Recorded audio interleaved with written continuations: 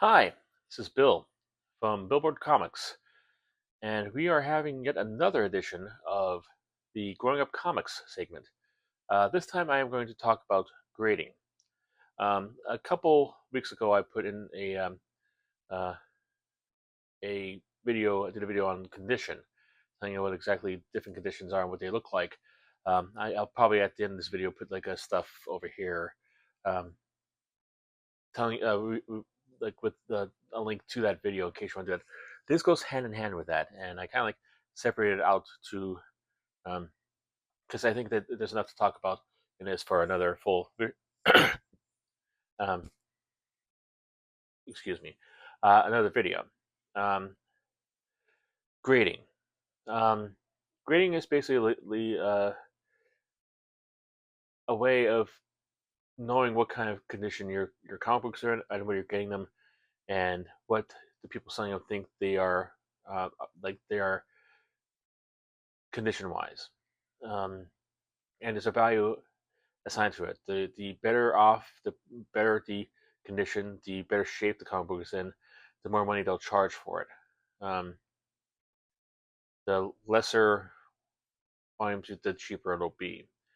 Um, Growing up, like collecting comic books, like for most of my comic collecting career, you had a series of 7 grades.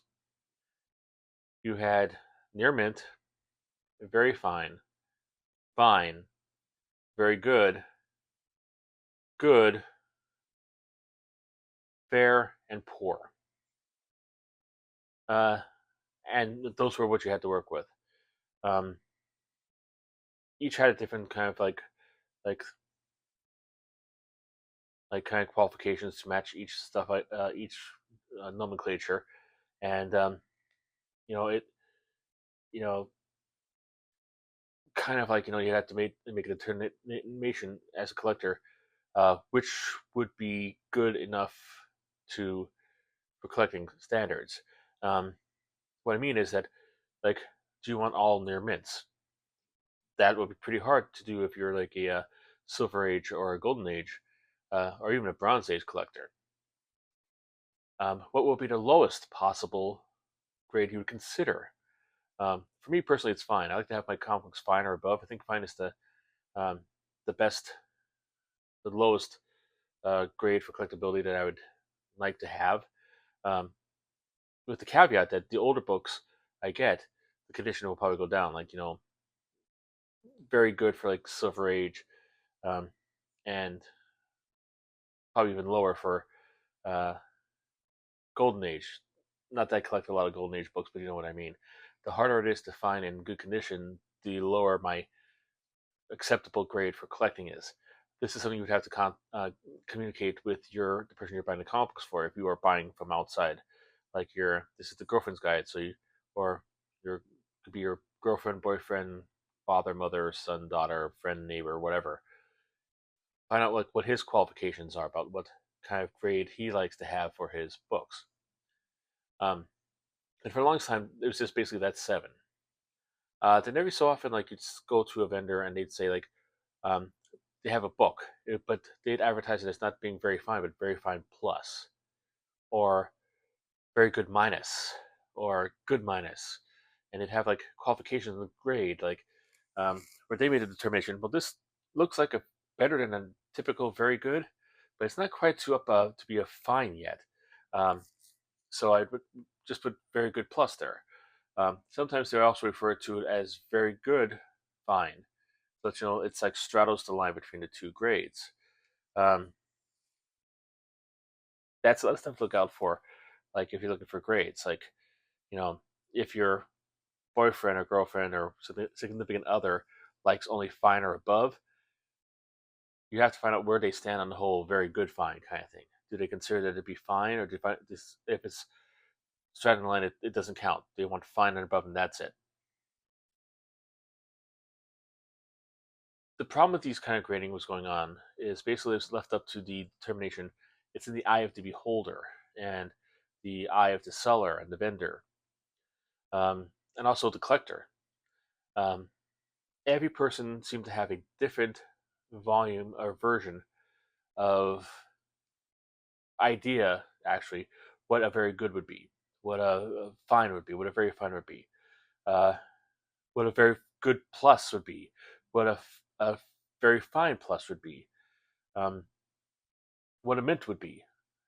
And I don't usually talk about mint when it comes to grading or condition because it's almost impossible to get them. Because, you know, as soon as a book hits human hands, automatically I consider that as being like taking a tick off. Um, but nonetheless, like every person had a different attitude about like what the conditions were. So you might go to one vendor and his very good would be a fine for another guy, or might fall to what you consider to be a good book or a good plus book or a very good minus book, and he's selling it very good. And the differences in the grades could mean tens or if not hundreds of dollars, depending on what kind of a book you have, if it's a key or whatever. So that's kind of confusing, but luckily CGC came along and other grading services, but I'm going to mainly focus on CGC for this aspect. They decided to come in and have a team of professional graders come in. What you would do is submit your book to them, pay them a fee, and they would have two of their professional graders look through the book, and they would try to come to consensus of what kind of book this would be. Um, but instead of using like they use the near mint, very fine, um, uh, fine, very good, and good, poor, and fair, and the same abbreviations: NM for near mint, uh, M for mint, um, VF for very fine, F for fine, VG for very good, G for good, FA for fair, PR for poor. Um, but they also attached a number grade to it, a variant grade kind of thing from like 10 all the way down to zero point 0.5. Um, you know,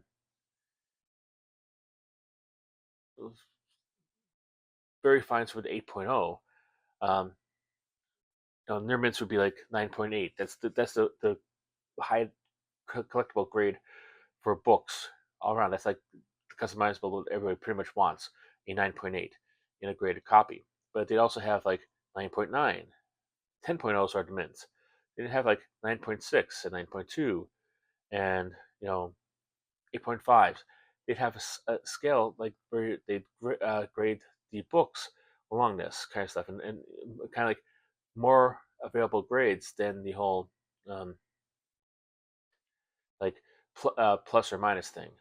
Um, so it became like kind of like more confusing for people who, like me, grew up just having letter grades like the NM, very fine, fine, whatever, um,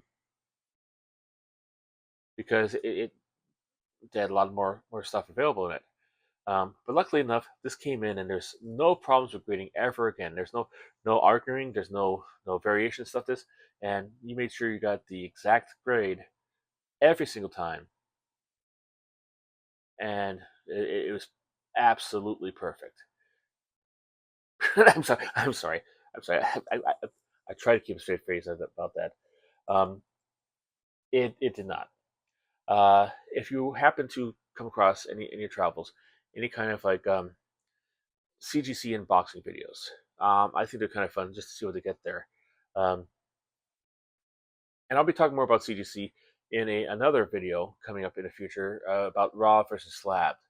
Um, so I'll probably go more in a deep dive about what um, like what each involves and stuff like this and stuff like that there. But um, basically, there have been historically a lot of problems with that, and you could see them in these opening videos. You see people like this, a recent thing where they have a 9.8 pre-screen. You put in like 25 books to CGC. You want to get 9.8 for all of them. They screen them for 9.8. If they do have 9.8, they'll slab it and put it in there, and you pay the uh, price for grading that you would normally for that. If anything they deem is under 9.8, you'll get those returned. You still have to pay an $8, or I think, or something like that, servicing charge for having returned to you, but they won't slab them. And if you go to like some of these unboxing things, you'll see them like looking with disappointment and seeing how light the box is, and how they expected a book to be 9.8 and they only got 9.6 or 9.2 or whatever. And what is this? I can't believe this. I can't believe this. And you often hear them say like, okay, maybe I got the grader on a bad day. I'll resubmit it at some point later. Maybe I'll put a like stuff like this to try to go through again. And oftentimes they do this because if they put it through again, they'll get the 9.8 they were looking for. What I'm saying is that the grading process of CGC is not absolute. It's not perfect. It's not great.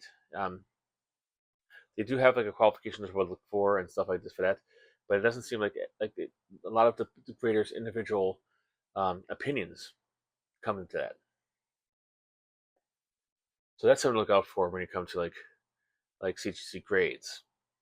There's a whole bunch of other stuff like this. There's like the Banana Gate, and there's like a controversy about people at CGC cracking stuff, taking like um, better books out, like Mark Jeweller's books out, replacing it with a ordinary version of the book, and then keeping the other Mark Jewellers to sell for themselves and do it again, and like it's complicated. I'll probably go into that maybe a little bit more with the next one. Um, but that is like now um, the gold standard for grading is the CGC. There are other companies out there. There's PGX, there is CBCS. Um, there's a whole number of them out there. Um, However, I think a PSA is going to get into it soon. If you're looking forward to that, but right now the industry standard, the one that people go to, the people accept more, the people that the verdict grades get more prices is CGC. Even with all the problems, even if everything up in the air, it is CGC. Um, like, do you really need to worry about CGC grading if your significant other is not a CGC fan? He wants only raw books. Unfortunately, yeah, you do, because a lot of dealers have decided to use the um, CGC grading scale to refer to the raw books, the condition on the raw books. You will be able to, you'll have people like saying, "Oh yeah, this is a 7.5.